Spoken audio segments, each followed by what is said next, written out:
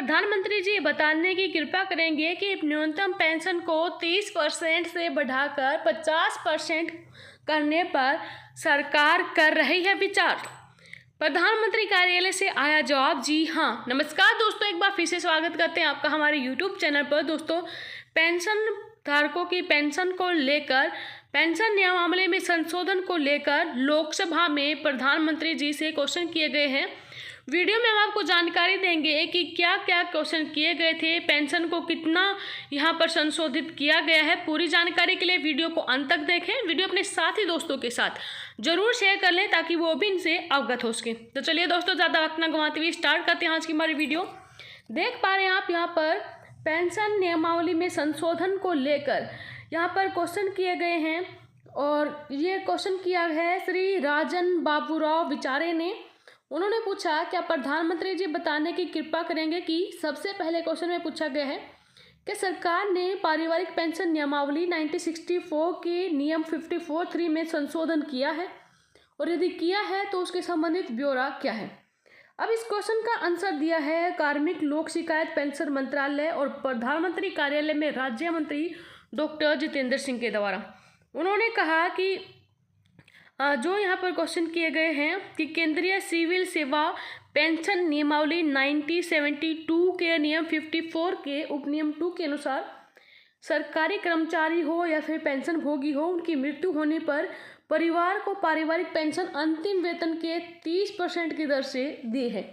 कथित नियमावली के नियम 54 के उपनियम 3 जैसा कि 1 अक्टूबर 2019 से पहले अस्तित्व में था, उसके अनुसार सेवारत सरकारी कर्मचारी के दिवंगत होने पर मृतक सरकारी कर्मचारी के परिवार को पारिवारिक पेंशन अंतिम वेतन के 50% की बढ़ी हुई दर पर सरकारी कर्मचारियों की मृत्यु के दूसरे दिन से 10 वर्ष तक देय थी, बशर्ते दिवंगत सरकारी कर्मचारी ने न्यूनतम 7 वर्ष की निरंतर सेवा दी है। अब आगे इन्होंने यहाँ पर कहा है, केंद्रीय सिविल सेवा पेंशन नियमावली 1972 के नियम 54 के उपनियम 3 में दिनांक 19/9/2019 की अधिसूचना के मुताबिक संशोधन किया गया है, जिसके द्वारा मृतक सरकारी कर्मचारी के परिवार को बढ़ी हुई पारिवारिक पेंशन के भुगतान के लिए अब जो न्यूनतम 7 साल की निरंतर सेवा थी उस शर्त को हटा दिया गया है। ये संशोधन 1 अक्टूबर 2019 से प्रभावी हुए हैं।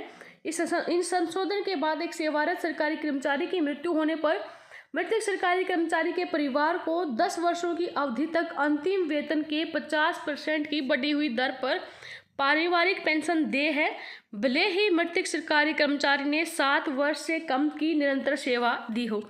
अब इस अधिसूचना के अनुसार जहां किसी भी सरकारी कर्मचारियों की मृत्यु 7 वर्ष की निरंतर सेवा पूरी किए बिना दिनांक 1 अक्टूबर 2019 से पहले 10 वर्ष के भीतर हो गई हो, वहां उसका परिवार भी पारिवारिक पेंशन की स्वीकृति के लिए अन्य शर्तों की पूर्ति के अधीन दिनांक 1 अक्टूबर 2019 से प्रभावी बढ़ी हुई दर पर पारिवारिक पेंशन पाने के लिए पात्र होगा।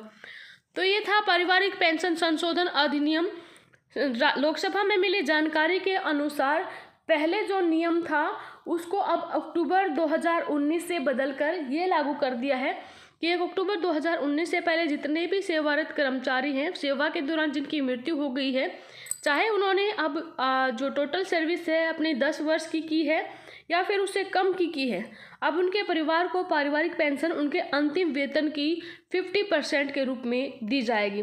जी हाँ दोस्तों, अब उस शर्त को हटा दिया है कि आपको कम से कम 7 वर्ष से निरंतर आपको सेवा करनी होगी। अब आपकी जो निरंतर सेवा है उस कर्मचारी की वो 7 वर्ष से कम हो तो भी ये पारिवारिक पेंशन अंतिम वेतन का 50% ही दी जाएगी। तो 1 अक्टूबर 2019 से पहले जितने भी ऐसे केसेज हैं उन सभी के लिए ये नियम लागू है। इसकी जानकारी वित्त राज्य मंत्री ने यहाँ पर दी है।